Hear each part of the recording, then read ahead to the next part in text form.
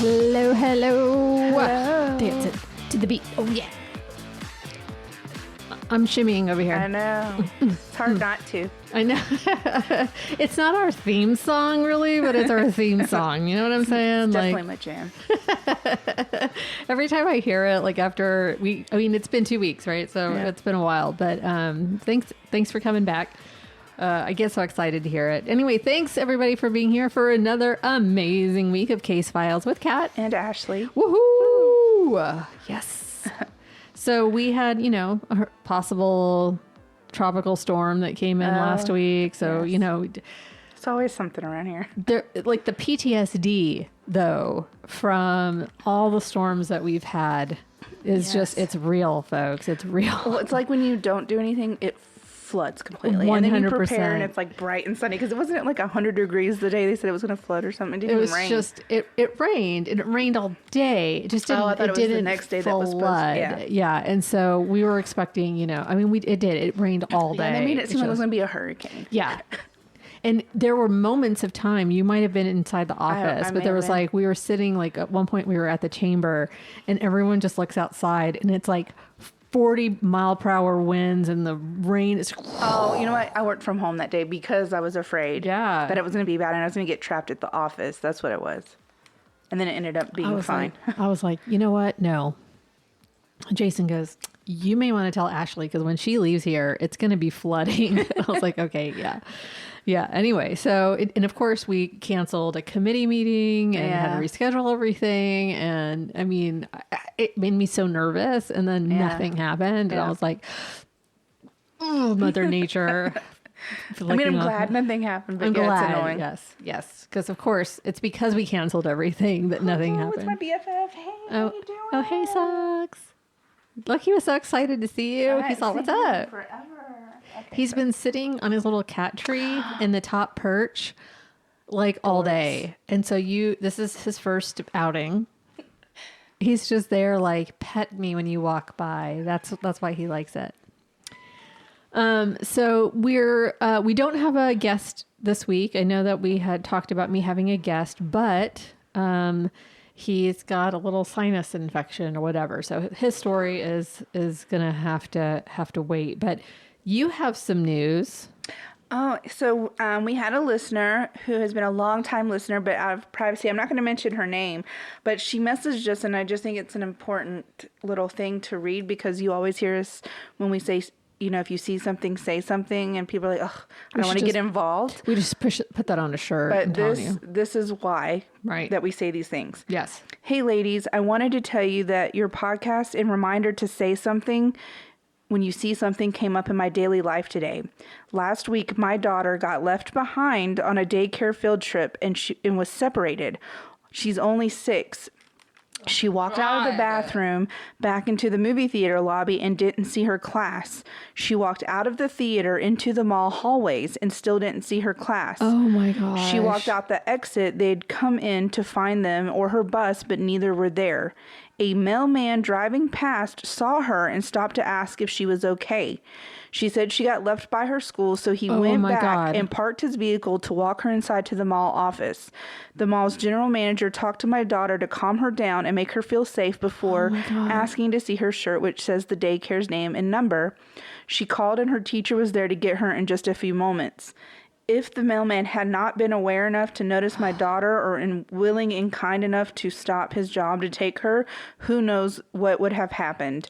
Other people would have seen her walk out of the theater or mall alone, and no one even remembered seeing such a thing, nonetheless did anything about it. So thanks for reminding people to pay attention and trust their gut and say something rather than just going on about their day. Oh my God. I am so glad. Yes. That everything turned out okay. I mean, it's traumatizing enough to be like left. I know, but it's, oh my gosh. And to be just 6 years old, I feel like I would be having a total meltdown if I couldn't find the people I was supposed to be with and you're not with your parents. Like, I don't know. That gave me so much anxiety just listening to that. I can't imagine. I'm so glad that your daughter is okay. Thank you for reaching out and telling us. I love that. That's, I mean, literally we say it all the time because how many of our stories, dude? Yeah. How many of our stories? So be that mailman. Just be that mailman. Stop your day. I mean, and yay for the movie theater manager. Yes. Like What everybody. it was the mall's general manager. Oh, the mall's general manager. Wow. Yeah. Gosh. I just loved that she felt like she could share that with it. I like when we say things, we really mean them, because unfortunately in some of our jobs, we do see these kinds of things happen quite a bit. And so, yes, please, please, please always say something. Wow. I'm so glad you shared that with us. And, Jason, of course, coming to us with a story about a kid and at Disney World being left, a teenager with autism being left behind. And oh my gosh. And that horrid story did not have as happy of an ending. She was alive, but extremely traumatized. But yeah. So yeah, see something, say something. Okay. On that positive note. What are you drinking? I am drinking St. Arnold's Citrus Shandy. It says it's a beer with a twist. It's lemon and grapefruit, and I honestly haven't had it yet because I'm always very hesitant with grapefruits, just because I'm afraid. But this is. But then St. Kat Arnold shoves it is in your face. just knocking them out of the park lately. Because it wasn't last time we recorded was the St. Arnold's too. I love it. It's so good. It was pineapple and something. Yeah, neither one is too citrusy, and it's not super tart or anything. It's really, really good. I love it. Nice. So, what are you drinking? I've got a yellow Rose Lone Star, Lone Star Brewing Company. Yeah. Yellow Rose Smash IPA. It's just one of my go-tos. Yeah. It's one of the favorites. This is probably one of my go-tos. I am not going not going to Blay and shopping for beer these days. I haven't been to Blay in forever. It's so hard to get out there. Yeah. I went, when Jason went to Blay last is when we were in the hospital because it was right around the corner. Oh my gosh. Well, that wasn't that long ago though. I know, for Jason. I think I had a beer. I had a beer. I think it's been over a year since I've been, almost shortly after Ryan left. Oh man. But I love shandies. I love beer shandies, and this is a super, super good one. If you like it, I would highly recommend trying. Awesome. Okay, so my story tonight, y'all, is going to be, actually, it's a two-parter. So it'll be this week and next week. I'm going to do a story about a cult, and it's not like the Anthill kids. Okay, so there's not all this torture and sexual assault and death, things like that. Well, what kind of cult is this? Well, it's a drug rehabilitation cult. I'm out. I'm kidding. And so I'm going to talk about drugs and drug addiction and power and control over people. And then eventually, yes, part 2, we're going to talk about where the violence comes in. But this first part is a bit tame, in that respect. And I'm about to get real with you for just a millisecond. Okay. Let down my guard and tell the people how I feel a second. Sorry, that was Hamilton. Little Hamilton reference. If you know, you know. Know what I'm saying? I know some of us have our own stories of drug use and users in our lives, and some really good stories and some not so good stories. I myself lost my brother last February to alcoholism. He died alone in my mom's apartment while she was dying in the hospital from cancer. So, and y'all wonder why I like beer. No, you don't wonder, but that's my story anyway. So what I say tonight or next week is not in any way judgy, not at all. In some ways, alcohol ruined parts of my life, changed me forever, even though I wasn't the one drinking. But after avoiding drinking really until I was about 30, I have a healthy relationship with it now. And I know some of you don't even know me at all, and you only know us on this crazy podcast. And, you know, like here we are having a drink together, and, you know, that's it. That's all you know. But I wish my brother had gotten help. Yeah. And I wish my mom had gotten help as well. But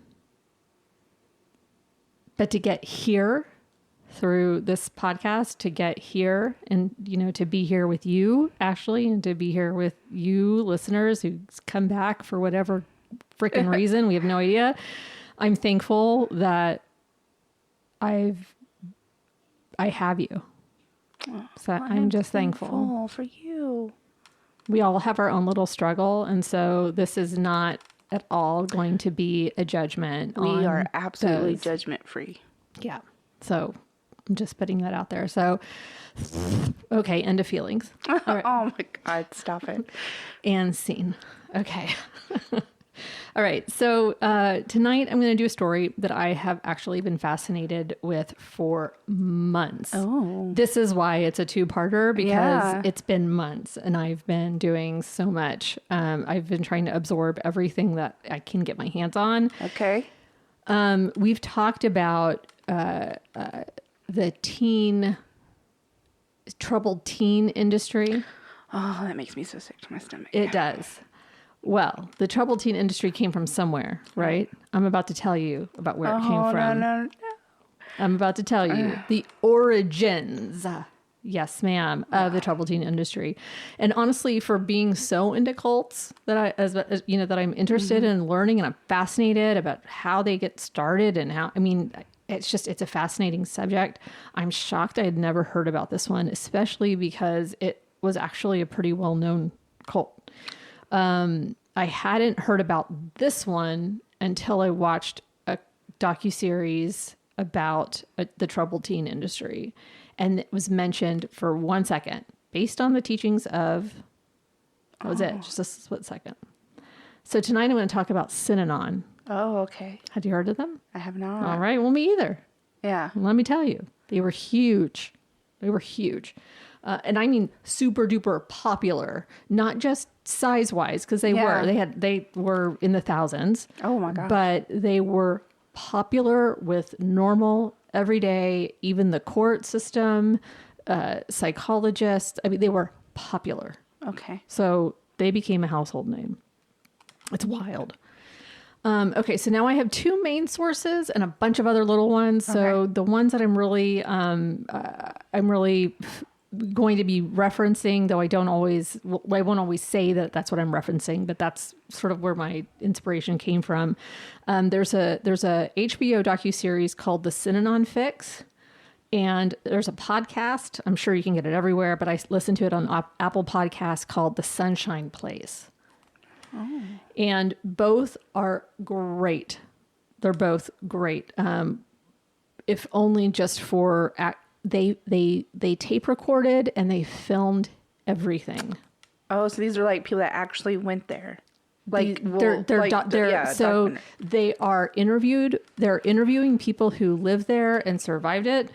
There are, but it's also the leader recorded everything. Oh, There's audio and video from the beginning. There were documentaries made at the time, in like contemporary time, made about them. There was even a movie that I think was just called Synanon. Eartha Kitt was in it. There's just a lot. There's a lot made about Synanon. So I highly recommend both, because I'm going to have to speed through so much. This probably could have been a 4-parter. I'm going to have to speed through so much of the story. So if it at all interests you at all, go and watch or listen. It's really interesting. Oh, the executive producer was Robert Downey Jr.? Robert Downey Jr. of The Sunshine Place. Yep. Anyways, it's also on Spotify. Sorry. Yeah, so I'm sure it's on all the platforms. I was saving it so I could. Anyways, it's really interesting, only because you get to hear so much of the audio. Yeah. And the audio comes in later, and you'll understand why. We just don't have a lot of time to play all of the audio, and I don't want to. I don't want to steal that stuff because it's still fairly new. So I don't want to, Anyway, so let me just start at the beginning. And the beginning starts with a man by the name of Charles Dietrich, or Chuck, as everyone called him. Just Chuck. Chuck was born on May 22nd, 1913 in Toledo, Ohio. At just 4 years old, he lost his father, who was an alcoholic, in a car accident. And of course, the pain didn't stop there. Why would we be doing a story, right? 4 years later, he faced the heartbreak of losing his brother. And then his mother remarried a man that Chuck hated, couldn't stand him. So the turbulence in their home life was really bad. And it just continued to escalate. So by the time he graduated from high school, Chuck had turned to heavy drinking. And at age 29, after a really bad bout of meningitis, Chuck was left partially paralyzed on his face and deaf in one ear. So he kind of had he was sort of deformed in his face. I mean, if you looked at him, you could tell it was sort of, it was off, and so he couldn't fully smile. It kind of gave him a hard look, instead of, and so he just, so it was an obstacle along with his alcoholism that he was having to deal with, so his alcoholism, though, consumed him for most of his adult life. He ruined careers. He had 2 separate marriages. He bailed on the 2 kids that he had, one with each of his ex-wives, before he finally found a 12-step program in LA in 1956. He was 43. Oh, wow. So that's a lot. 30 years of just drinking. What he said himself was that he got up to speak at that first AA meeting and people loved it. They were mesmerized by his story. They clapped, they laughed, and they went up and shook his hand afterwards. And he was just like, awesome. That was awesome. So he said he went from being addicted to alcohol to being addicted to AA. Interesting. And so he started attending AA meetings every day. And he would get up and he would speak, and he would, it was like starting Toastmasters and being like really good at Toastmasters and then just wanting that all the time. So he would just go to different AA meetings? Yeah, he would go to all over LA in the little area, and they're kind of everywhere. Yeah. They're easy to find. And so he would just get up and talk and get the adoration. And then he became popular. There's a bug like right in front of my face. It's like a gnat. Damn thing. So he would, he became popular among other alcoholics, and then they would ask him to be their sponsor. Thank you. Just totally. I'm looking at you like, what's that word? So he would be their sponsor, and he was like, man, I'm really good at this. And he's got this little following. He was a bit of an egomaniac, 100%. He had this sort of like booming voice. He was barrel chested and just sort of like, he commanded a room. He didn't have that soft, lovey-dovey way about him. It was just sort of like, this is what you do. You get sober. And then so that, I wish I could play you some of his voice, but maybe next week. So he became a sponsor of all these people. And then in 1958, after an LSD trip, now I'm not sort of a great story. I'm not sure how that tracks with being sober and still doing an LSD. I don't know how does smoking pot count if you do acid? I feel like it does. I feel like any form of substance after you're sober doesn't really mean you're sober unless you're just sober from alcohol. That's okay. Yeah. Yes. So he had this really cool trip. Okay. Right. And he was like, okay. So he decided, you know what? I can do more. And he found happiness in being a sponsor for all these people. And he started letting people crash in his living room. And He had this little apartment, and then, he was like, you know what? I can do this. I can fucking do this. So he quit his job. Got a 30 extreme. He got a 30 I'm like, yep. He got a $33 unemployment check, rented out the storefront by his apartment. So he had his for $33. Wait, this is 1950. Oh, okay. I was like, well, geez. 1950 something. Okay, sorry. And 58. And so he's got his apartment in the back, and there's a storefront in the front. And so he gets the storefront, and he kind of sets up beds. There's no running water. Everyone's just sort of like, they got a hose coming in the window and shit. Like there's no, it's not set up for whatever it is that he thinks he's trying to do. But he's like, we're going to do this. They just put couches and beds in there, and they just kind of, it's all in there. And like, there's places to eat and there's places to sleep. It's all in the same thing. And he's like, we're fucking doing it. And so he just starts getting people to come in, and he starts this 2-year rehab project in this rundown storefront in Ocean Park, California, which is sort of like, Surprised the city allowed it. But... Well, I'm not going to get into that, but we're not going to get it's unimportant. Eventually they move and okay. That's unimportant. I mean, it's a big part of their story, but it's not important. So on the front of the building, someone in front of that storefront, someone wrote above the door TLC. So they became the Tender Loving Care Group. Oh, that's sweet. So sweet. And he was like, fuck yeah, I'm doing the thing. I'm saving lives, right? Very, very excited about it. He has said, I don't think it's true, but it is said that he coined the phrase, today is the first day of the rest of your life. Okay. It's probably not true. Check it. All right. Because I was too lazy to. Okay. I'm just nosy, so. Yeah, I mean, it is. There's no quotes for that.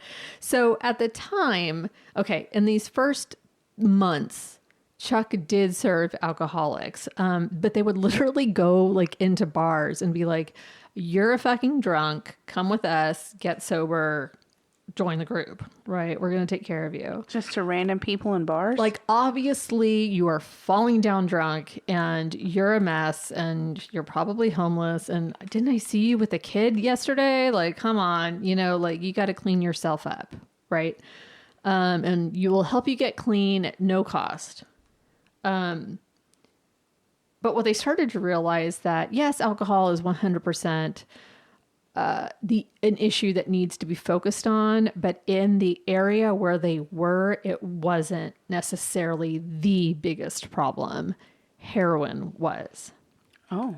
And see, Chuck was no dummy, right? He saw where he saw the need. He was like, okay, well, let's meet that need. So he incorporated TLC, Tender Loving Care, into a 501c3 and changed its name to Synanon. And so they were able to like acquire donations to be able to keep themselves going, to get food and water and hygiene products and things like that. So like they were able to start collecting stuff. And they were bringing in folks, not a ton because they couldn't house that many people, but some, and they really did depend on the community for them to be able to stay there for free. Eventually there would be like an entry fee, but it wasn't very much. And, sometimes families would pay for it and just to kind of keep the operation going. Now, the name Synanon is not a real word. I think Chuck makes up words all the time, but Synanon wasn't a real word. It came from one of their meetings, and a participant said something in the combination was something like symposium, seminar, something, and he said something like that, and they're like, well, why don't we just add anon to it, like Alcoholics Anonymous? Oh. So it was like Synanon. Like symposium, syndicate, Synanon, right? And so that it stuck. Anyway, it stuck. And soon they would be a household name. But I'm getting way ahead of myself here. So we're still in the earliest stages and there's so much to learn. Okay, so in 1958, Synanon was founded. And they're not just taking alcoholics anymore. They're also taking heroin addicts. And now we all know the average human being knows that heroin has been and will always be probably a really huge problem. Right. And we all know from either personal experience or having watched any amount of TV in the last few decades that heroin is a bitch to kick. Right. I mean, personally, I had a friend in Berkeley. He was my neighbor. He told me that detox was the worst thing to happen to him. And if he ever relapsed and started using again, he would kill himself before he I've actually heard that a lot from people. He's like, I will never do that again. I'll kill myself. So it was like the need to survive was greater than the need to use. So, like, and then if that ever changed, that was really, really scary. I was 20 when he told me that. I remember just like living next door to this guy. That was so impactful. Like, I still remember that so much. I remember like where I was when he told me that. Like, I remember we're standing in the front yard looking at a piece of his artwork. It was so impactful. Like, I got how horrible it must have been for him to say that to a kid he barely knew. Yeah. Like, you don't know me. I don't, you know what I mean? Like, I could never talk, you know. Advice about heroin right now. No. Like, he was an artist and just awesome. And I don't know whatever happened to him, but I hope he's still around. Cause like, wow, like I just remember how impactful it was. So Chuck, having been sober a little while now, also saw that kicking heroin and staying sober seemed nearly impossible. And it certainly wasn't something that like people were going around going, we have a cure. There wasn't anything out there that was actually working. So if the program he had for alcoholics was working, why wouldn't it work for heroin addicts? So this comes from the Los Angeles Magazine. How long should addicts stay in inpatient care? What are the most effective treatment methods? Should patients be medicated? These questions have lingered since the beginnings of modern addiction treatment. Well into the 1950s, addicts were considered hopelessly incurable. If they were treated at all, it was by doctors in hospitals. More often than not, they were sent to jail. Synanon changed all that. Though not the first rehab, Synanon did much to convince the American public that addicts could be saved. It pioneered the idea of the ex-addict as a drug counselor and of tough love therapy, and it invented a culture of recovery to replace the culture of street junkies. Members went on to found or play key roles in establishing numerous drug treatment centers and therapeutic communities of their own, including Tum Est in Venice, Delancey Street in San Francisco, Amity in Tucson, Phoenix House in New York City, and Daytop Village in Queens, New York. In turn, graduates of those programs would go on to start their own facilities, carrying with them the traces of the Synanon approach. It kept going. Damn. So something was right? Yeah. I mean, it would seem that way. So what was the program? Ooh. Yeah. That's like the question, right? Well, it's very simple, actually. Just don't do drugs. Just don't do drugs. So they were all in this storefront looking place at first, right? Lined with beds, couches everywhere for everyone, places to sit, places to eat. Not a whole lot of room to move, but you know, like everyone's just, it was all very communal, right? And there were no bedrooms. So if somebody, Chuck had a house. So if somebody came in to get clean, they went to a couch and they kicked right there in front of everybody. They kicked right there. Stressing me out. And the addicts who had already kicked, who had already gone through detox, would be there with them, taking care of them morning, noon, and night. They wiped their brow with wet towels. They emptied the puke buckets. They sat on the couch, talked with them, and they felt better. They played music. They lived their lives all around them. Like life still happened with someone sick as fuck sitting on the couch, laying on the couch right there. So there's pictures all the time of people doing fun things, and there's like a person like, oh, you know, just miserable. Dying, Feeling like they're just in death. And they were never, ever, ever, ever, ever left alone. Never. And then when they felt better, they started to participate in the daily life that was happening around them, taking on their own chores because chores had to be done. They would help out. I mean, food had to be gotten. And food had to be cooked. Things had to be cleaned, you know, all that kind of stuff. So, you know, they were responsible for themselves. And then they were also responsible for taking part of the community to sustain it. So it was sort of a, what's the word? Like peer pressure, right? To do, you can't just loaf around. You're not going to get to just do that. You got to participate if you want to stay. So you want to stay, then you participate. So, okay. Sounds so simple. Just sounds really simple. But this wasn't the only thing that worked. See, early on the group worked a lot like AA. Roundtable discussions about their issues, about, you know, stories about why they started using, how they started using, things like that. But people often dance around the hard stuff, don't talk about their own responsibility, kind of skirt their own accountability in those conversations. And at one point, Chuck had kind of had it. Now, I said he was a little bit gruff, you know, right? Chuck was a man who loved to talk, loved to hear himself talk too, because he recorded it and would listen to himself. Chuck loved to hear himself talk. He got to ranting in one of these meetings about this sort of calling people out for their own inability to take any accountability. Take responsibility for your own actions, you know? And he was just kind of yelling at them. Like, fucking, this is tough love at its best. Take responsibility for your actions and, you know, be honest with yourself. You know, it wasn't just this. Like, you had a hand.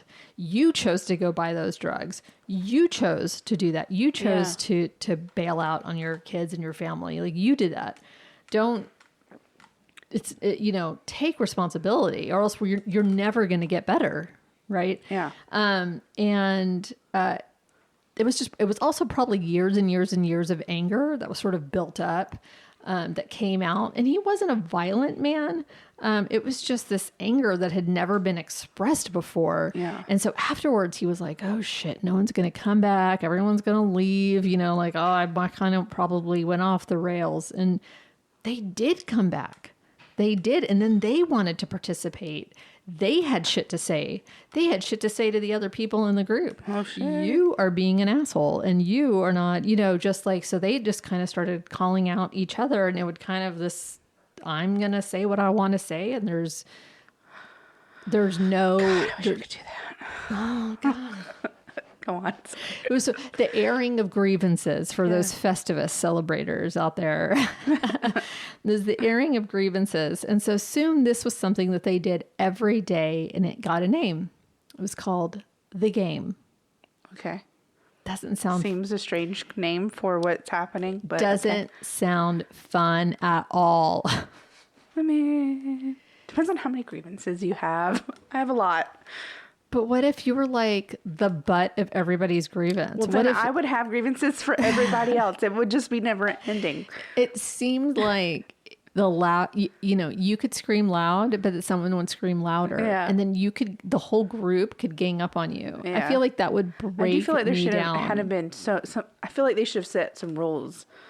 Like you could only call one person out a day, or you know what I mean? The whole group can't call you out. Like, if someone's already called a person out, you better pick someone else out. Okay. Okay, guys. You know, make it fair. But it became like, oh, we're picking on Ashley now. Yeah, Ashley, you like to wear brown.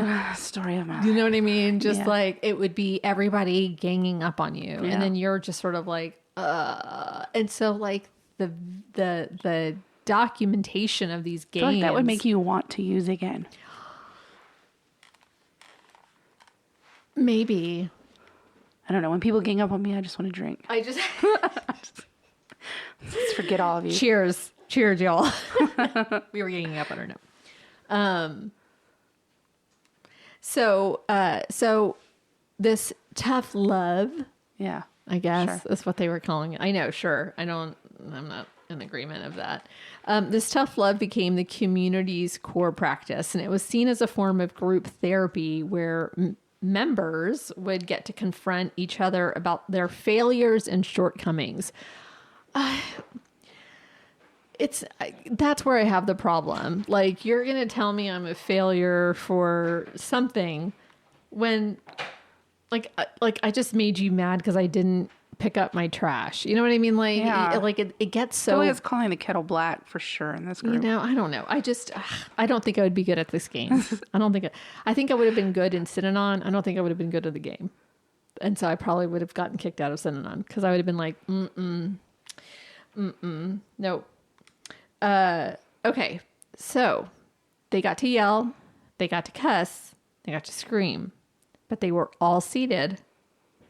You had to be seated. So it never really felt like someone was going to like get their ass kicked. Yeah. Because they were all just, it was all just finger pointing and waving like this and lots of arms, but no one ever left their seats. So it never felt like it was going to escalate to violence because Chuck had only 2 rules. Very simple. Something just happened in my ear. No alcohol or drugs was number 1.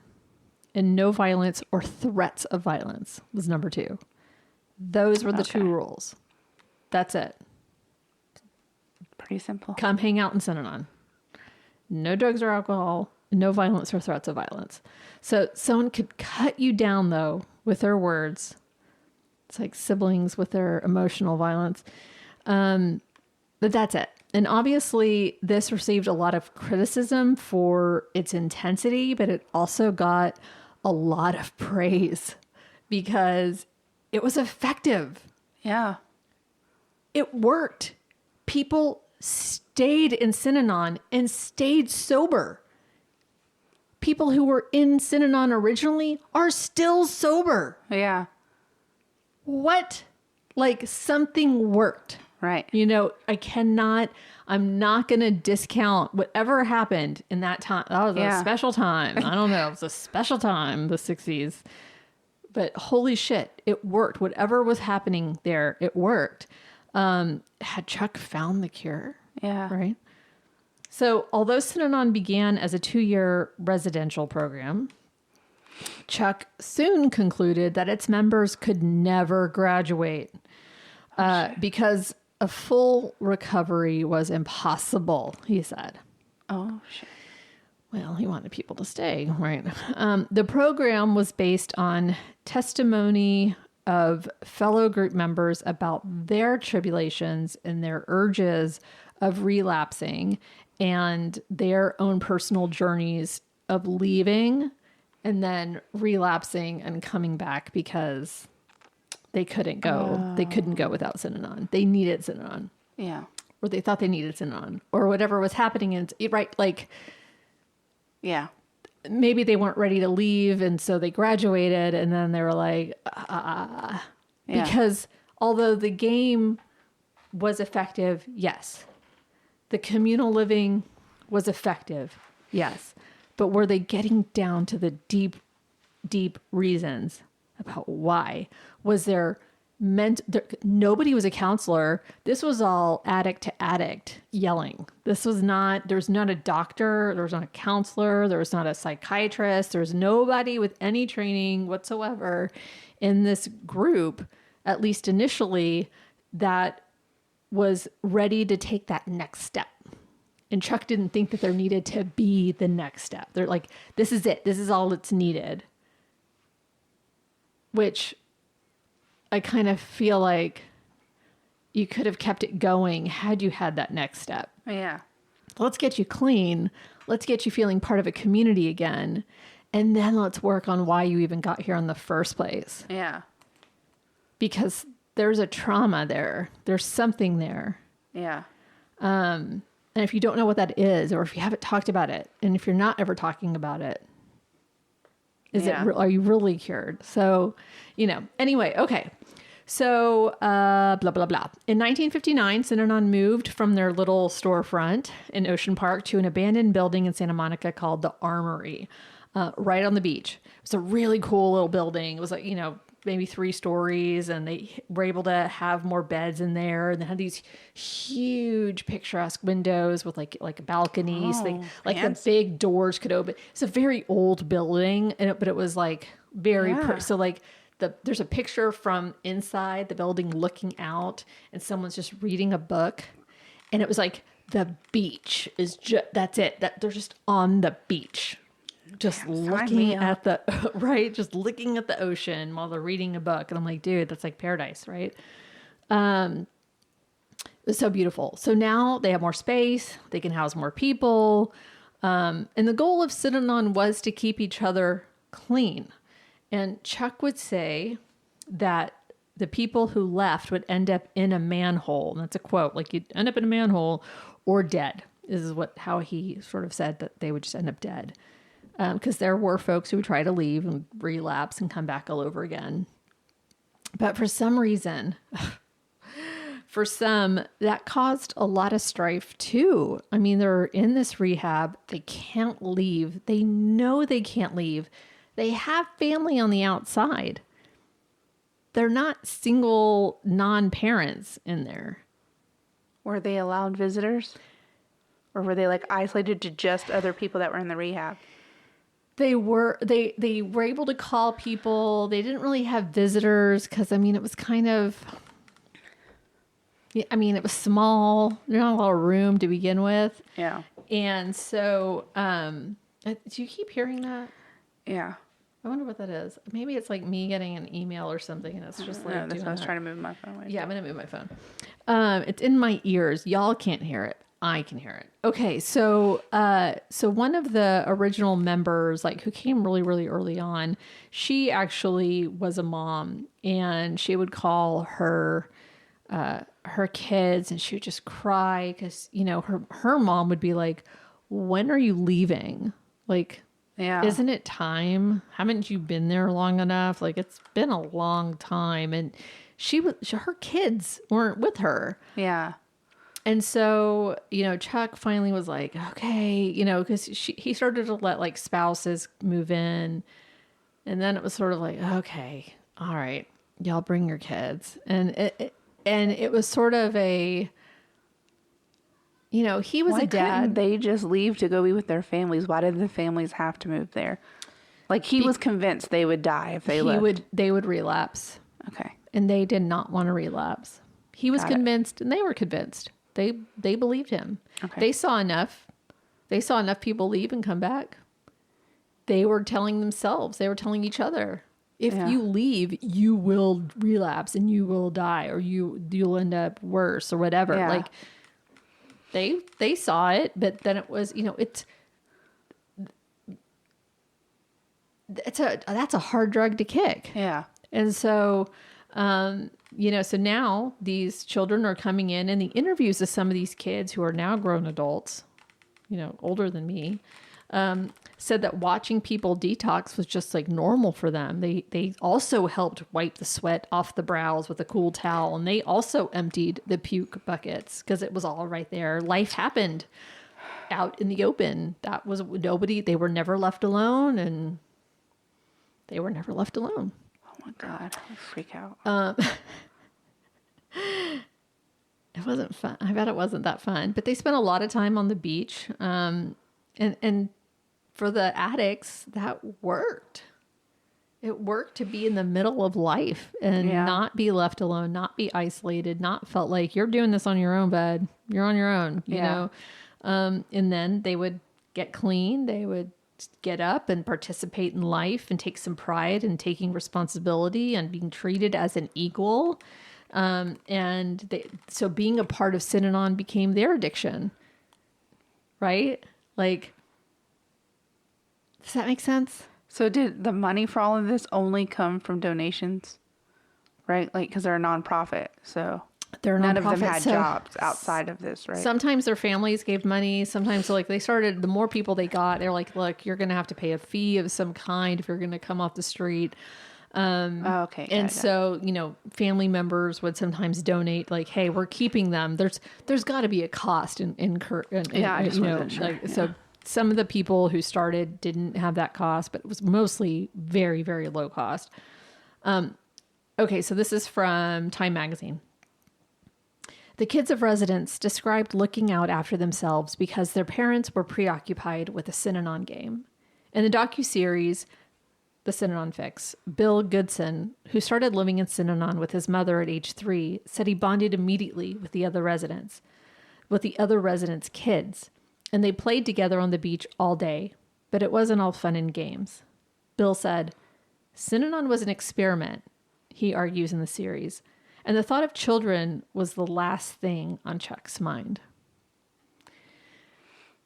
Then in 1967, Synanon moved to purchase this enormous building called Club Casa del Mar, which would be their headquarters for a while. It was this huge, it was probably a hotel. Like, it was just huge, right? They kept getting bigger, so something was working. Yeah. Right? Something was working. Synanon really started gaining momentum during this counterculture era in the 60s and 70s. This was the time that many were disillusioned already for the government. We know that all these cults were coming up at this time. Very popular. Cults are everywhere. Yeah. And this is especially after the Vietnam War, the Watergate scandal. So there was just a deep yearning for community and connection. So Synanon started emerging as this beacon for those who were lost and isolated. And there weren't places for those people. There weren't places for addicts to go that weren't just hospitals to feel like you're just crazy. And so they were being offered a place to belong. And I've said it before, the need to belong is so great. And it's no different. It is no different for addicts, and so giving them that was just so desperately needed. And then remarkably, in the 1960s, Synanon was ahead of its time, promoting inclusivity, welcoming. It was a multiracial organization. There were all these races. This is in the early 60s. Oh, wow. Living in Santa Monica in a very white part of LA, all white part of LA. Yeah. And there's this multiracial organization of heroin addicts hanging out on the beach, right? And it was just really ahead of its time. The progressive stance set it apart in an era still grappling with segregation and racial tensions. And then Chuck, this crazy ass white dude, married a black ex-heroin addict who was a sex worker named Betty Coleman. Married her in 1963, right there on the beach in front of the Armory, in front of Casa del Mar, or maybe it was in front of the Armory. They have both places, right, at this time still? They moved out of the Armory to move into Casa del Mar. Yeah. So they were in front of the Armory when they got married. 1963. They moved in 1967. So they got married in 1963, and she was sort of she was the calm to his storm. Okay. She was very sweet. She was very loving, very gentle, very, just when he was Chuck to others, she would kind of come up behind and soothe, right? Yeah. She sort of cleaned up those messes a little bit. So they complemented each other. Yeah. Very much so. She was beautiful.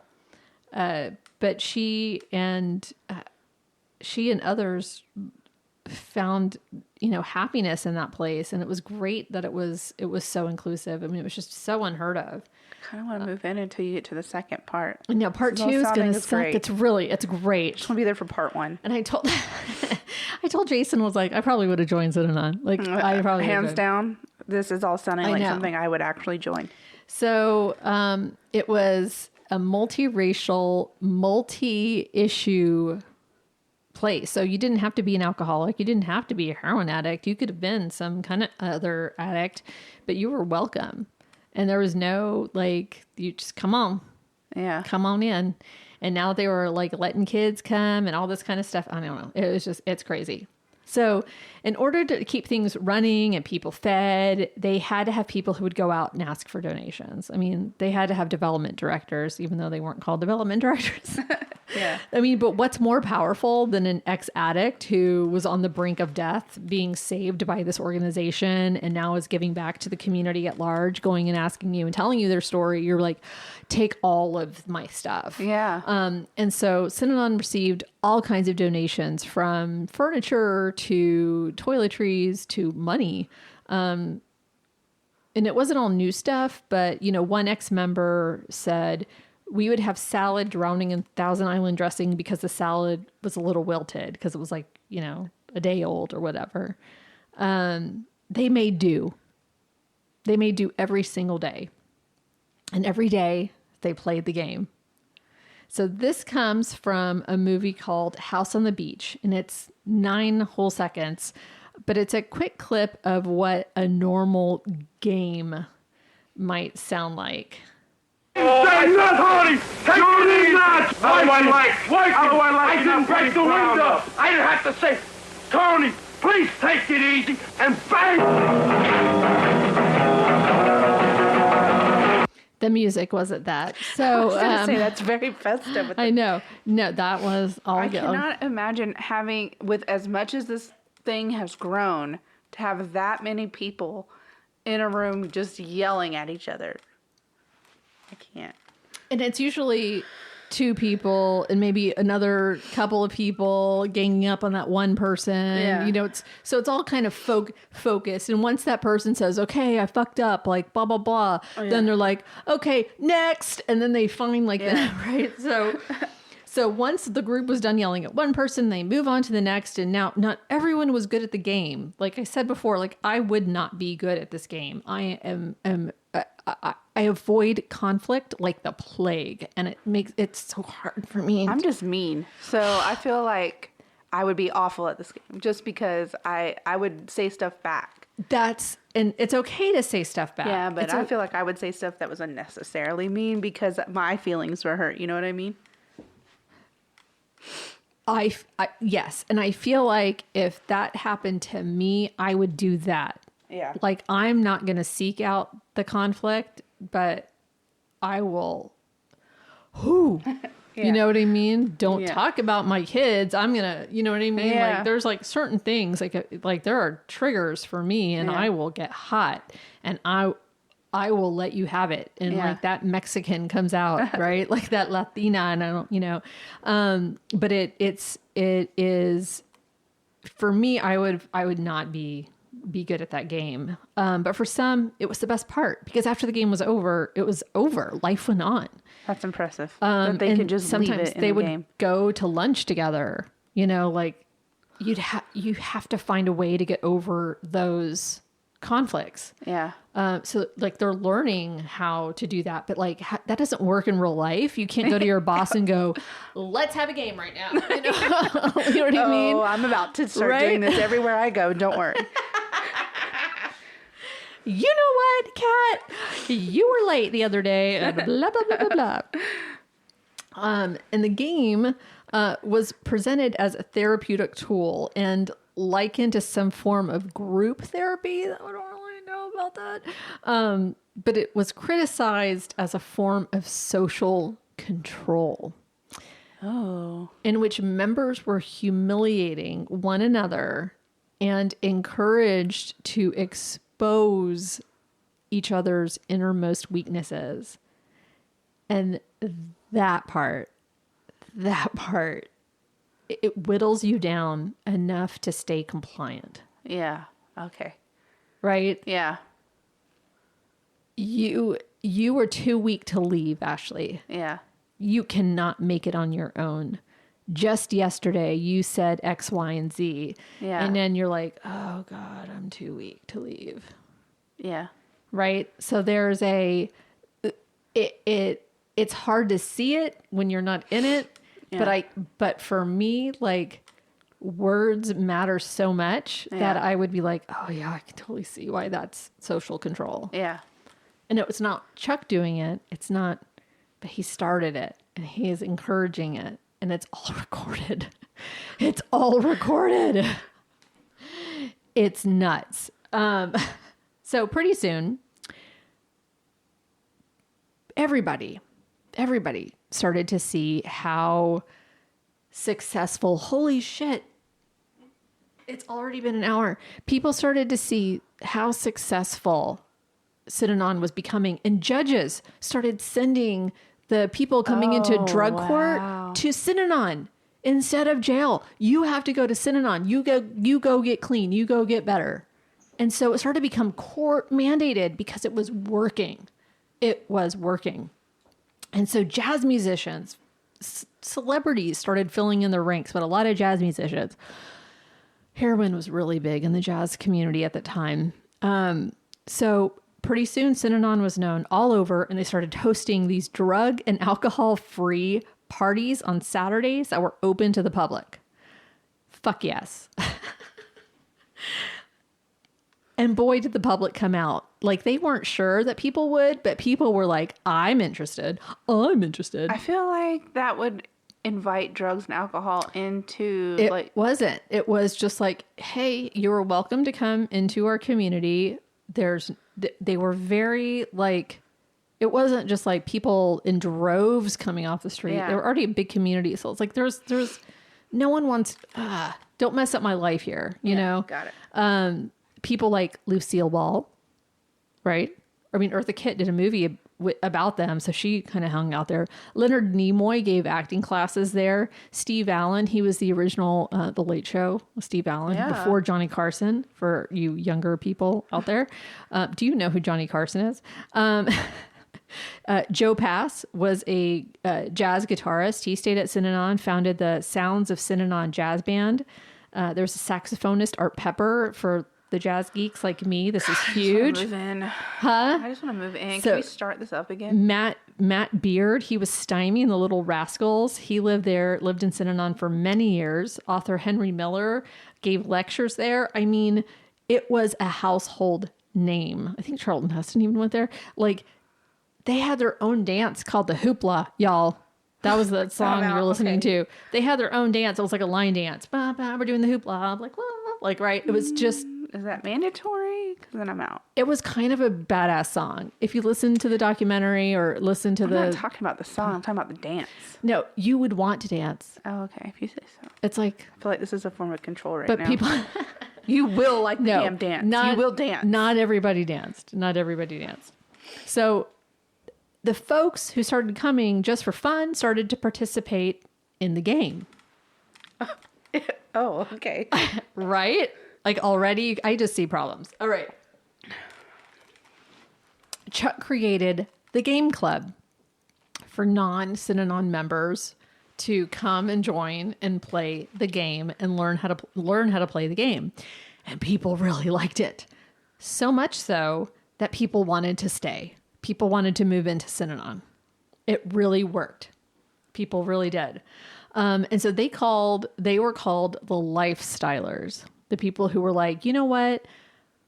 I'm disillusioned with the government and this way of life, and I want a new way of life. And, you know, the People's Church just went, what were they called? What were they called? Jonestown people. So they are already off in Guyana. Let me check out Synanon. Yeah. You know, like, yeah. Like this was the time. People were joining these communal living, these experimental ways of life. People were looking for something different. This was like the height of that. So mostly at this point, it was a lot of middle-aged men trying to find themselves. So this was like their midlife crisis.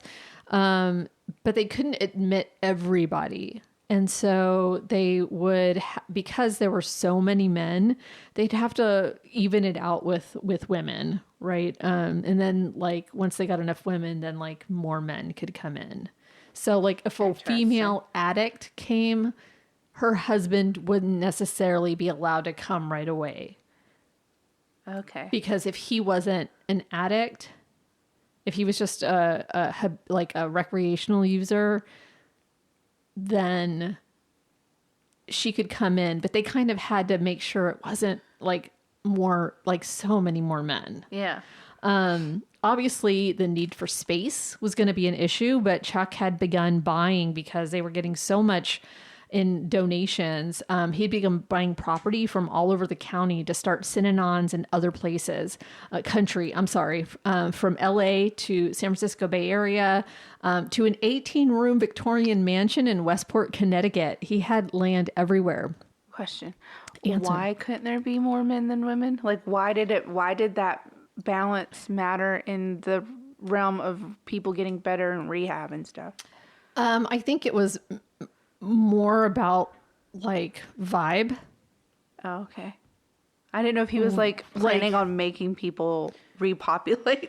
No, you know what like, I mean? Like I just didn't know if he had it in letting women feel safe. And okay, that makes sense. But at this point, Betty was also by his side. Yeah. And so some of these decisions were hers going, ugh. That makes sense. I just didn't know if he had a reason, like he was, like a bunch of middle-aged men thinking something kooky's going on here. Let's, you know what I mean? Yeah, gotcha. Now, what I've heard, and it was not confirmed by either of the documentaries, but it was on other sources. I'm not even going to give it too much credit, but what I've heard is around this time, abstinence from drugs and alcohol were still that was still no violence, no drugs or alcohol, but pot started to sort of come in with the lifestylers, and that it was sort of under the radar, but that was sort of happening, and it wasn't out of control or anything like that. But I think that was maybe, it's not heroin, kind of a thing. So I don't know. This is kind of a weird time. It was a very weird time. If they started to grow out of a building in any of these places, they would just kind of, without permits, start building other buildings, nice. on the property. And they had like acres and acres of land. And what Chuck started to realize was that these communities were completely self-sustaining, and not just financially. Like they were getting donations and still receiving truckloads of donations and money. And someone donated their whole company to them. I think it was like a real estate company. Oh my God. But because the members not only took care of themselves and each other, the lifestylers at this point still had jobs. And so they were donating their paychecks to stay in Synanon. Because everything was being taken care of in the community. So the addicts were the original people, and they were the grunt labor, and they were the people taking care. So, and then the lifestylers came in and started being the money givers. Okay. And so you can kind of see where there's a power dynamic that's sort of starting. Yeah. Right? Like if somebody were a bit of a narcissist, egomaniac, how that might be hard to resist if there's this one population that's not giving a whole lot other than their manual labor, and there's this other population that's giving all of their dollars, God forbid there's addicts in the rehab. And so one of the ways that Chuck got around that was it was for like any affliction. And that's like a really big fucking loophole. What if your affliction is ADHD? Wow. You know what I mean? So it's like anything that's wrong with you. Doesn't have to be that you're an addict. It's Got for it. anything that's wrong. Anyway, so Synanon was quickly becoming a financial powerhouse. They even had their own printing company, like for branding, like a Minuteman, called AdGap. And there were salespeople. There were people who worked in the office. There were the people who did the printing and all that kind of stuff. Like they would do pens and calendars and, they didn't have mouse pads, but shit like that, hats, t-shirts, things like that. So this was a legit business, and it was one of the most profitable branding companies out there. Yeah.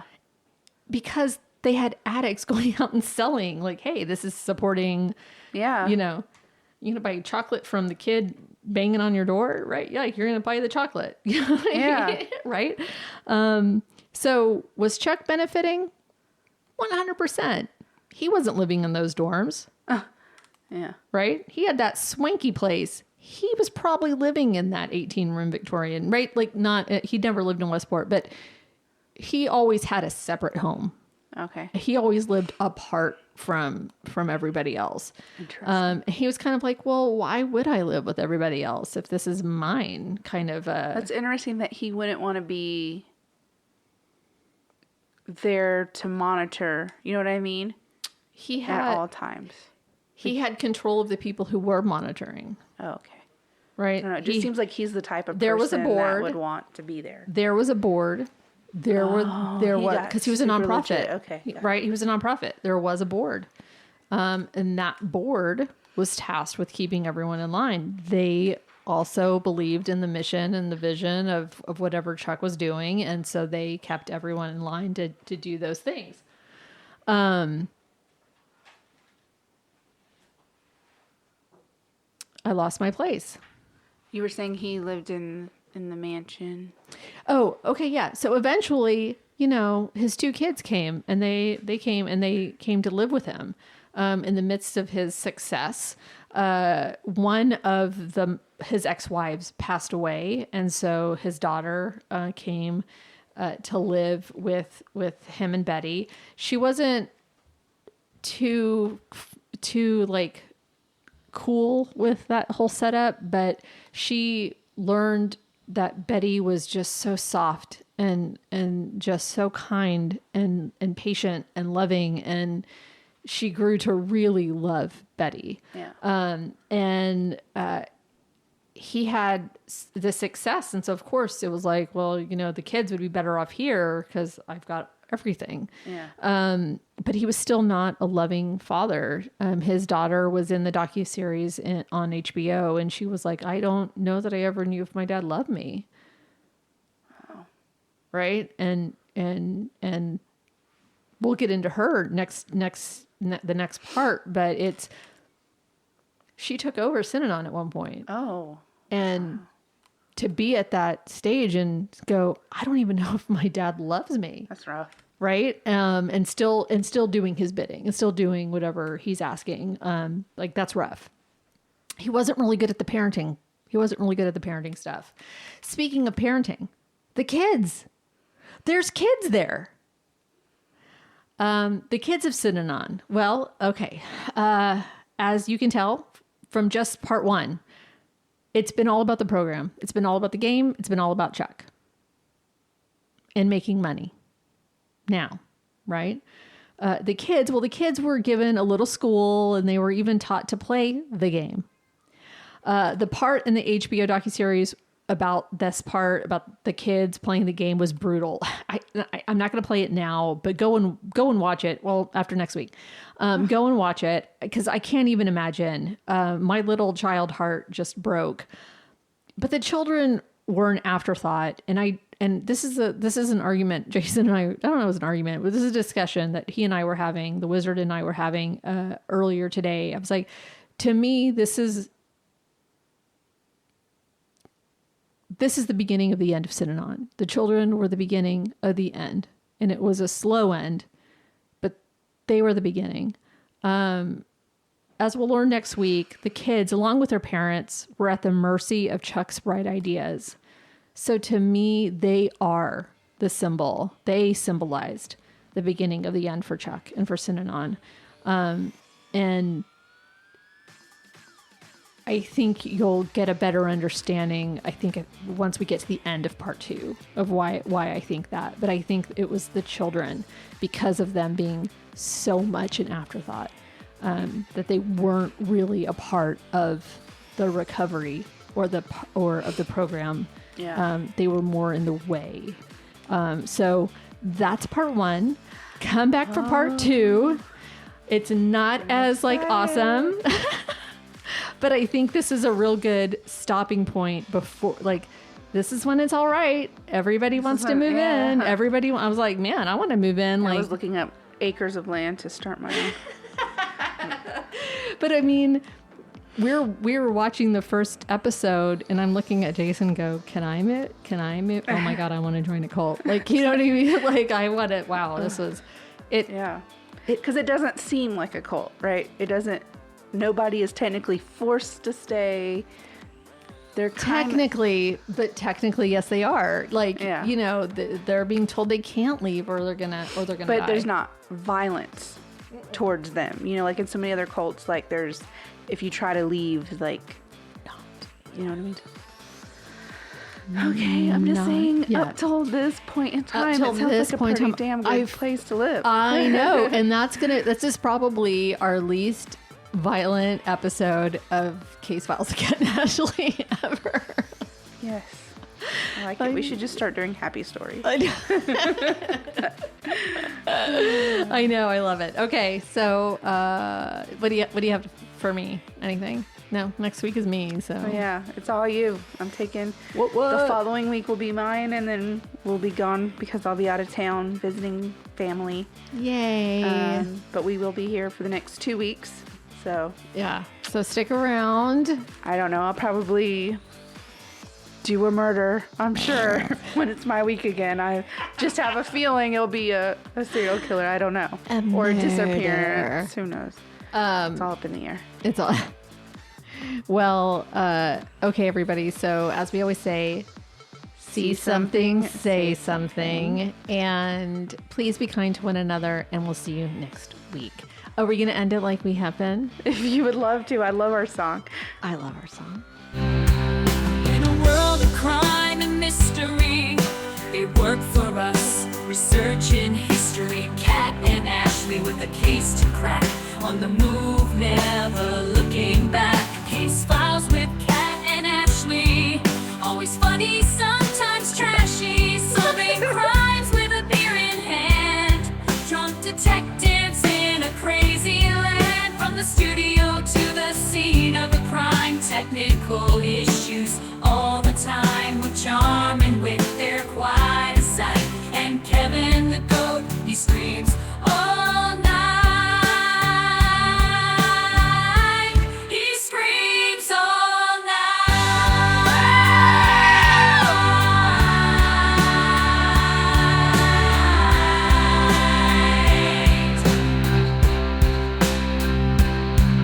But behind the scene there's a hidden ace. The wizard works with skill and grace. He's a mastermind, always on call.